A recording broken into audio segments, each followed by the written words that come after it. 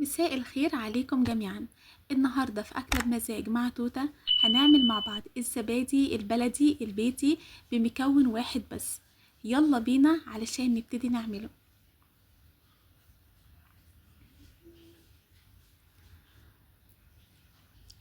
معايا لتر من الحليب ده انا مخلياه الدافي الدفيان السهل جدا، يعني البسيط اللي نقدر ان احنا نحط ايدينا فيه ونشوفه تمام. وحطيت فيه سلطانية واحدة من الزبادي، اي نوع زبادي معانا.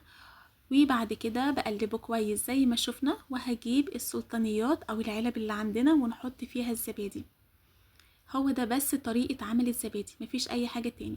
في الوقت ده هكون جايبة الفرن الكهرباء او الفرن بتاعة الغاز بتاعتنا، مدفياها برضو مش السخنة، تكون برضو الدافية.